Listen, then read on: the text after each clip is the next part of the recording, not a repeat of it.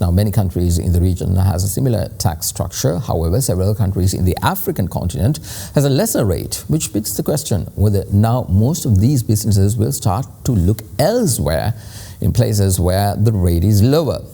Let's get some reactions from our exporters, and joining me now is the chairperson of Sri Lanka Apparel Exporters Association, Rajitha Jayasuriya.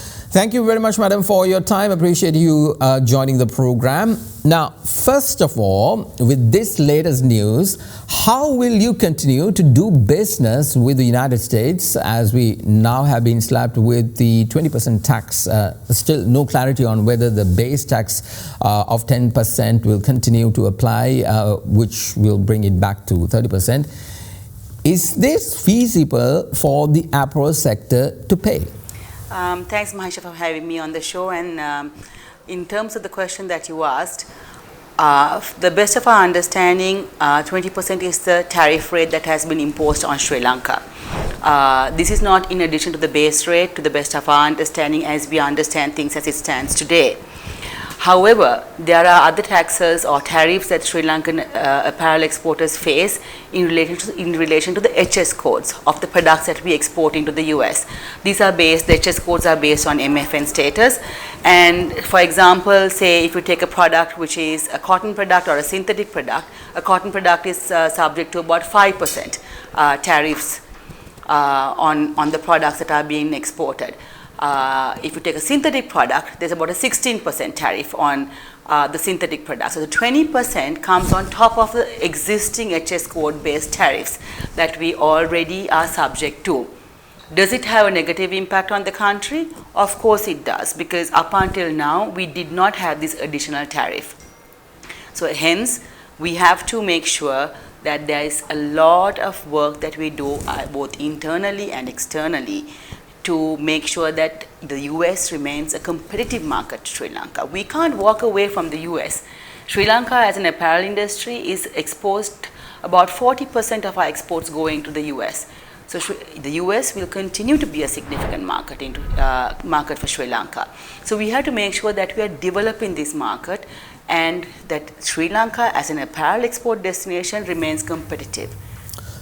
Indeed, madam, the government has always been touting that our companies needs to pivot to other markets, meaning sell elsewhere. But now I feel like most Sri Lankan companies would move to other markets where the tax rates are favorable. Will our Sri Lankan companies will be looking at setting up shop elsewhere? So Mahisha, looking at other export markets is something that has been a priority for us as an apparel export association and as an industry.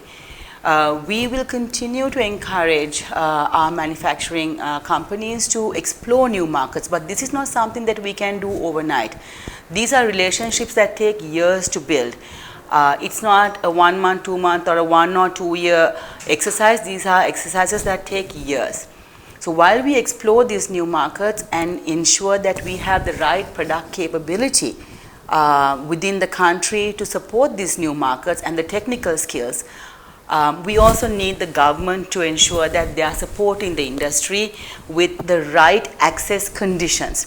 These include ensuring that we have the right trade agreements in place with these countries, very much like our regional competitors do. While we do this, we can't neglect or overlook the markets that we are already exposed into. The US, as I said before, is 40% of our market. The UK and the EU remain significant players for us, but not significant enough. We are only exposed to the UK about 14 or 15% and about 27% into the EU market. So we have to develop these markets. We have to be able to take advantage of the recently announced amendments to the DTCS by the UK government. And we have to be able to pivot and increase our exposure into the UK market. This is a great opportunity for Sri Lanka to increase our exports into the UK market. Similarly, into the EU. The GSP review mission was here recently, and we have encouraged the government to ensure that we don't lose our advantage of GSP Plus and that we remain successful in this reapplication by ensuring the necessary reforms are made within the country to keep the EU GSP Plus benefit. Absolutely. Finally, Madam, with the new tariffs coming into play, what exactly are you hoping from the government? Or do you think you all can approach the US government privately and strike up a better deal as individual businesses for your sector? I don't think private negotiation has ever been something that's been on the cards, and it's not something that we have even explored. Negotiation has always been between the USTR and the Sri Lankan government, and the industry has continuously supported the government's efforts in negotiating successfully with the USTR. And the one ask that we would have from the government is to continue these negotiations. I believe the US government is open to continuing negotiations in relation to these tariffs, and we would encourage the government to continue their negotiations with the USTR to see if we can land on a position that is more favorable than we are already in. There is significant support that we would need from the government as well in the meantime to ensure that Sri Lanka remains competitive. Ensuring that we develop our fabric and supply base within the country is going to be something that we need to prioritize. Developing fabric parks like Erebur, which has taken far too long to get operational, this has to be made a priority. We need to be in ensuring that we are bringing in the right supply base into the country and strengthening our supply chain so that we have a competitive advantage as against the regional players. We need to be ensuring that we have stable policies within the countries, whether it be taxation, currency, whether it be the utilities like electricity, bringing in the right labor reform, and looking at bringing in digitization across the value chain and making sure that a decade-long conversation on the single window becomes a reality. Alongside that, we would urge the government again to relook at the removal of SWAT, which is going to be a significant disadvantage to the industry, especially in the face of the tariffs that we are now going to have to overcome.